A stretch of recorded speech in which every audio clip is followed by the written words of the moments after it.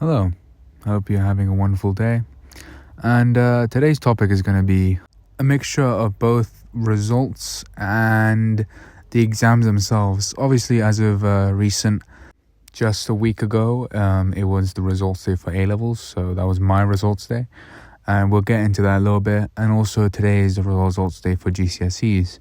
And I kind of want to touch on the fact that results day is like an amazing or horrific day for anyone, no matter like if you've done well or bad. It's just like seeing the results themselves.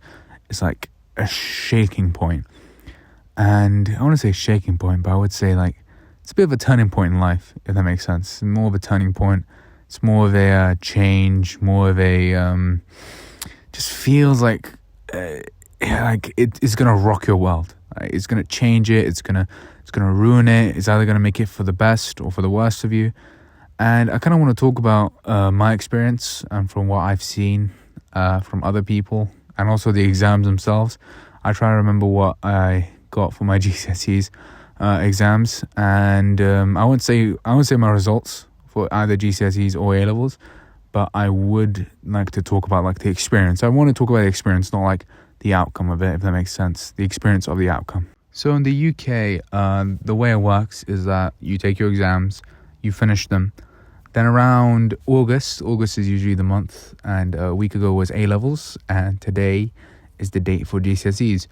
And I distinctly remember not thinking I done well in my GCSEs, only on certain A levels. I had this mentality where if I just focused on the A levels I liked, which were science, I would do well on those, which was true.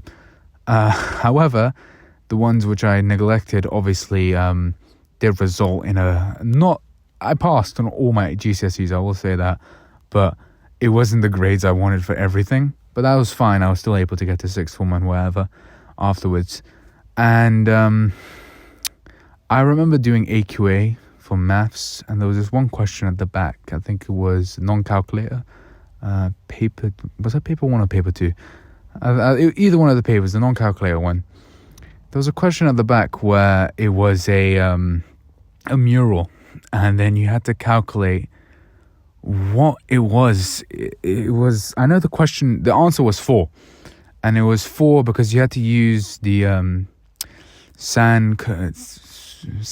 I haven't done maths in years, but tan, cosine, and sine, and to like measure out the angles of each of the triangles. And so you get like a third, one half, basically fractions.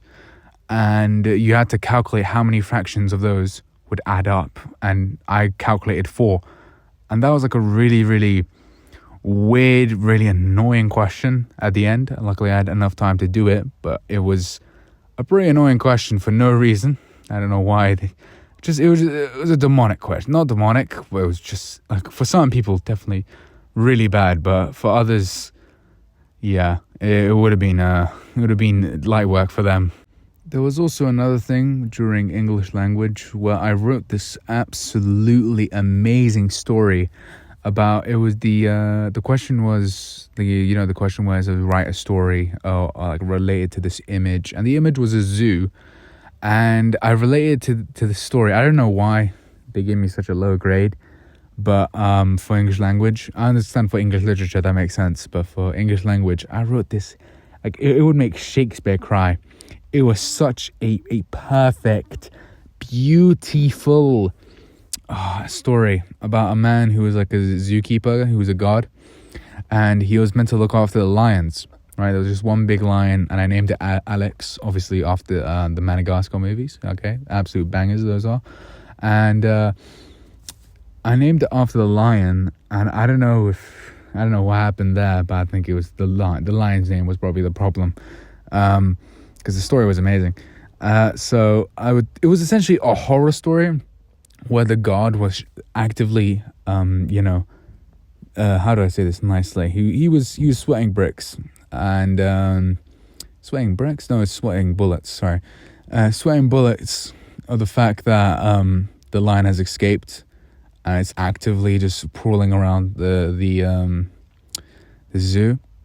And so he goes out trying to find it in this like basically extremely dark, extremely slightly dingy zoo, because it hasn't been cleaned up. There's a bunch of scrap.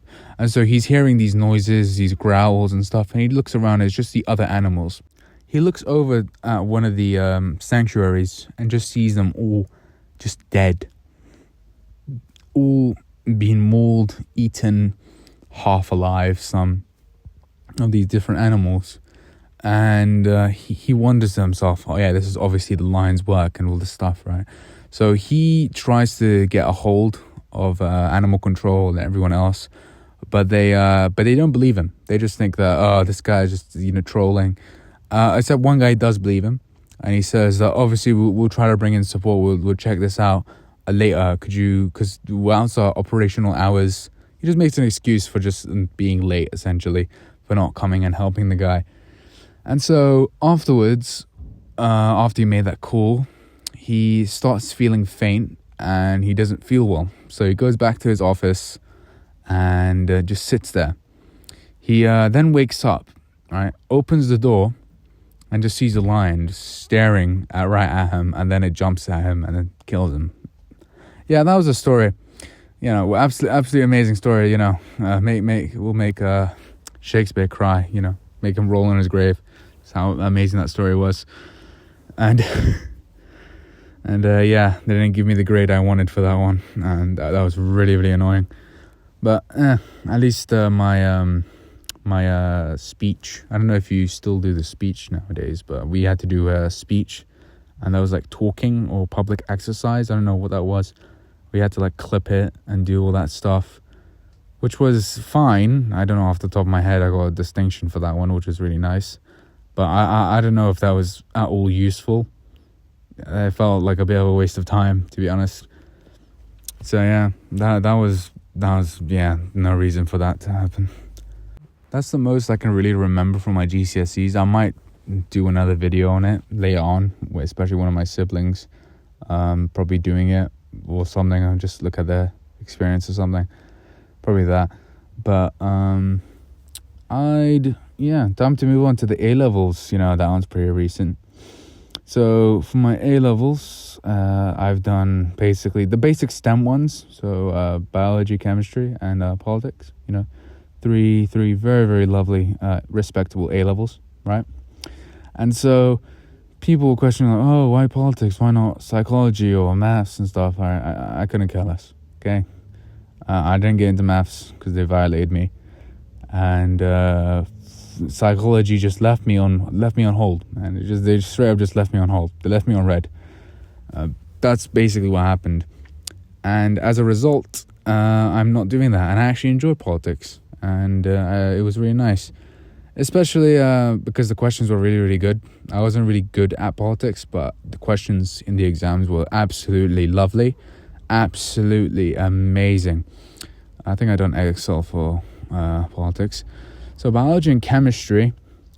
Biology was fine. It was okay. It wasn't that great, but I could have done better on that one.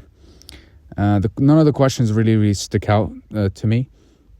None of them were like absolutely absurd or absolutely horrific. Unlike chemistry, which had a question in it, which made me question funny enough. And it was basically about how cheese, milk, and butter interacted with intermolecular forces around saran wrap or something. I think it was plastic wrap. And as a result, because of that question, I think that question just dictated like my intelligence. Like it just showed how stupid I was, because I did not understand the question at all.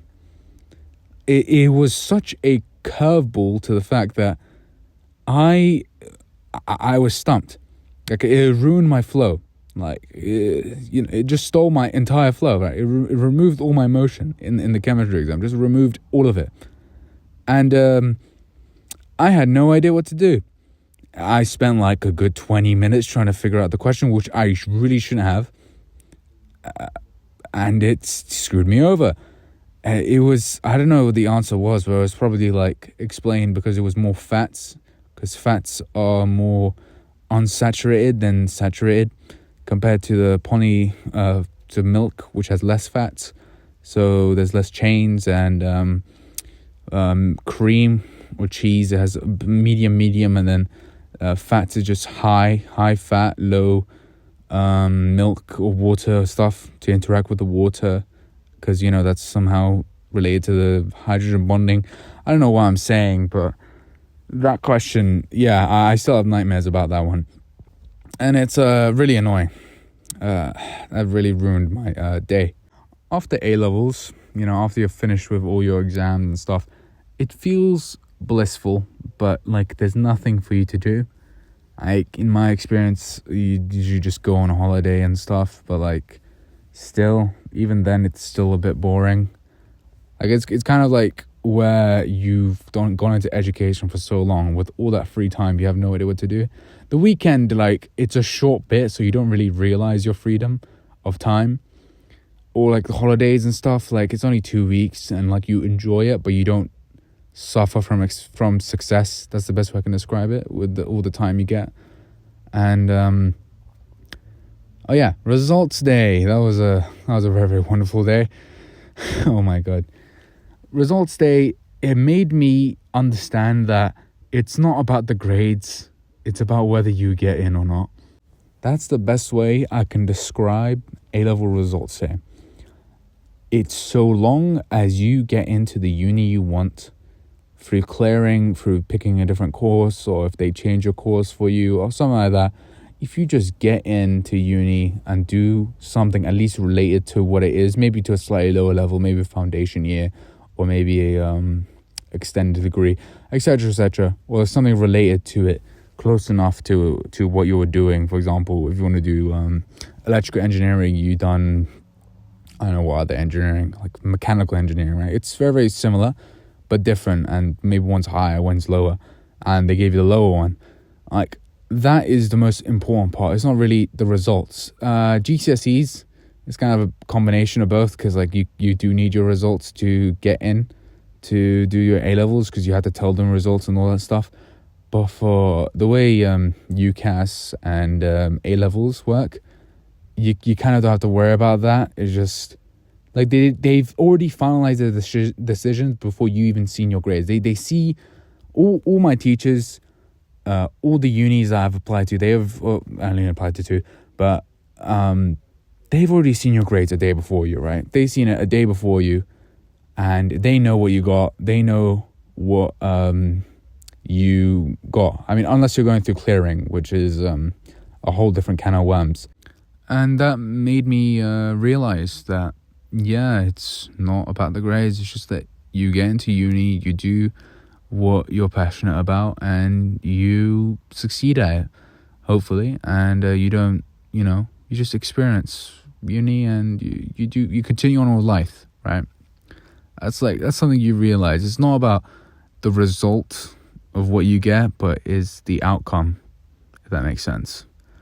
Because you may have bad results, but you still have a positive outcome, right? It's not the ending. You don't have to focus on such a little, I want to say little, your results are pretty big, but the results lead to your opportunities, and not always if they're bad. That doesn't mean you will have good opportunities at the end, right? You still might go to university, you might be a couple changes, some slight shifts and that, but we can figure that out later on, right? It's life. They keep on telling us in my school, practically, they told us that, you probably won't stay in the same career for long. You probably have 5-6 different jobs by the time you're like 50 or 60. I don't remember what the exact statistic was, but I do agree on that. It is true that life throws you curveballs, and sometimes you catch them, sometimes they miss, sometimes they just hit you right in the face, and you just kind of have to live with it. And hopefully one day you can catch one, and it's a good one. And see you guys later.